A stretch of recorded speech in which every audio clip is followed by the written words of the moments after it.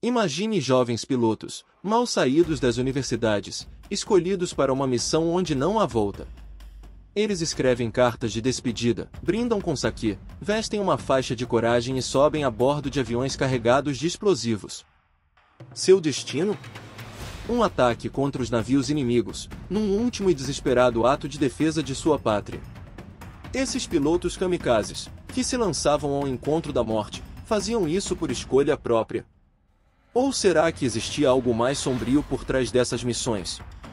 Hoje, vamos mergulhar nos detalhes e rituais finais dos kamikazes, explorando o que levava esses jovens a aceitarem esse destino tão extremo. Fique até o final para entender essa história impressionante e o legado que eles deixaram. Imagine um momento decisivo da Segunda Guerra Mundial, com os pilotos kamikazes japoneses se lançando em missões contra navios aliados, acreditando estar defendendo o Japão com suas próprias vidas. Kamikaze, que em japonês significa vento divino, kami, Deus, kaze, vento, remete a antigas tempestades lendárias que, segundo os japoneses, salvaram o Japão da invasão mongol no passado. Durante a guerra, esses pilotos, parte de uma unidade chamada oficialmente de Tokubetsuki Jikitai, ou simplesmente Tokitai, foram vistos como guerreiros dispostos a qualquer sacrifício. O objetivo dos kamikazes era simples, mas brutal. Eles pilotavam aviões carregados de explosivos direto contra os navios inimigos. No ápice da guerra no Pacífico, esses ataques foram uma tentativa extrema de mudar o rumo dos combates contra os americanos. Em um exemplo impressionante, o piloto Kiyoshi Ogawa mergulhou com seu avião diretamente contra o porta-aviões americano USS Bunker Hill, em 1945. Esse ato, como muitos outros, tinha o objetivo de causar grandes danos ao inimigo, mesmo que à custa da própria vida dos pilotos. No total, cerca de 2.525 pilotos kamikaze morreram em missões, e esses ataques foram devastadores, resultando na morte de cerca de 7.000 soldados aliados e ferindo mais de 4.000. Os números sobre os navios atingidos variam, mas estima-se que mais de 80 tenham sido afundados, com outros 195 danificados. Nos últimos anos da Segunda Guerra Mundial, o Japão estava em uma crise militar. No começo do conflito, lá em 1941, quando atacaram Pearl Harbor, os japoneses tinham um trunfo: os caças Mitsubishi A6M0. Esses aviões eram extremamente rápidos e ágeis, assustando os americanos. Mas em 1943, a situação mudou. Os Estados Unidos lançaram o F-6F Hellcat, um caça muito mais avançado, com radar e novas táticas de combate, além de contar com um número muito maior de aviões. Com isso, os americanos dominaram o espaço aéreo no Pacífico. Essa virada foi devastadora para o Japão. Em batalhas importantes, como a do Mar das Filipinas, em junho de 1944, o Japão perdeu cerca de 600 aviões. Depois, na Batalha de Formosa, em outubro do mesmo ano, foram mais 500 aviões japoneses abatidos. A situação era crítica.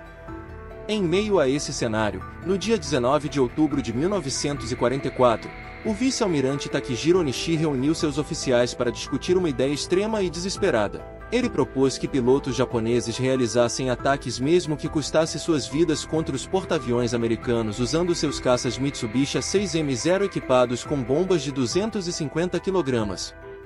No entanto, apesar de apoiarem a ideia, nenhum dos oficiais se ofereceu para a missão. Mas a ideia logo foi posta em prática. E assim, no dia 25 de outubro de 1944, aconteceu o primeiro ataque kamikaze. Às 10h47 da manhã, uma esquadrilha de 5 pilotos kamikazes atacou a frota americana perto da ilha de Samar, nas Filipinas. O líder do grupo, Yukio Seki, mergulhou seu avião direto no porta-aviões USS Centelo. Em 30 minutos, o fogo chegou ao paiol de munição do navio, que explodiu, tirando a vida de 140 soldados americanos. Antes de sua última missão, Seki foi entrevistado pelo jornalista Onoda Masashi para uma matéria de propaganda. Ele revelou algo tocante: se é uma ordem, eu vou. Mas não vou morrer pelo imperador ou pelo império japonês. Vou morrer por minha esposa. Se o Japão perder, ela pode ser vítima dos soldados americanos. Estou fazendo isso para protegê-la. Na cultura japonesa da época, esses kamikazes eram vistos quase como espíritos guardiões do Japão, especialmente dentro da religião shintoísta. Eles eram reverenciados por seu sacrifício, encarados como heróis que davam suas vidas pelo bem maior.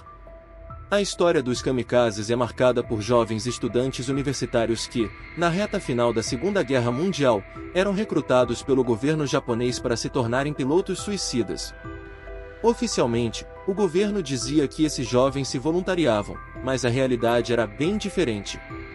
Durante o treinamento, esses recrutas sofriam espancamentos brutais por qualquer motivo, uma tática para quebrar sua resistência e forçá-los a aceitar essa missão fatal. No dia em que eram chamados a decidir, ouviam discursos cheios de patriotismo e sobre o dever de se sacrificar pelo imperador. Poucos tinham coragem de desafiar a pressão das autoridades e não dar um passo à frente. Esses jovens já cresciam com a ideologia do sacrifício pelo Japão e, diante da culpa de ver outros companheiros morrendo, sentiam-se pressionados a aceitar o destino de kamikazes. Segundo o historiador William Gordon, muitos eram colocados nessas unidades de ataque sem sequer terem a chance de se voluntariar. A missão era clara: atacar os porta-aviões americanos. Os pilotos recebiam instruções para mirar com precisão e não fechar os olhos no mergulho final, para não errar o alvo. No dia do voo, havia rituais de despedida. Eles escreviam poesias, brindavam com sake, levavam uma bandeira e amarravam uma faixa de cabeça, chamada shimaki, símbolo de coragem. Muitos carregavam ramos de cerejeira, a sakura, que simbolizava o Japão. Também levavam uma espada e uma pistola para, se necessário, tirar a própria vida caso fracassassem na missão.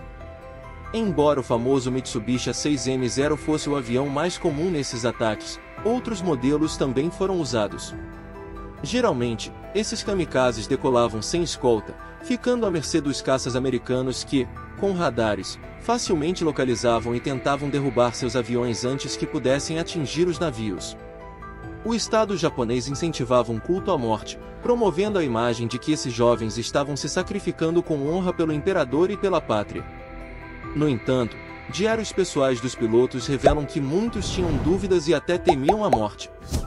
Eles não tinham civis como alvo e, como explica a antropóloga Emiko no Kichirne, eram soldados sob ordens para morrer, não terroristas. Quando se olha para os resultados, menos de 12% dos ataques kamikaze realmente acertaram o alvo, e quase 28% dos pilotos acabaram retornando à base, seja por falta de combustível, mau tempo, ou porque não encontraram o inimigo. Aqueles que voltavam eram humilhados pelos superiores até terem uma nova oportunidade de completar a missão. Ao todo, cerca de 47 navios americanos foram afundados, sendo apenas 3 pequenos porta-aviões de escolta.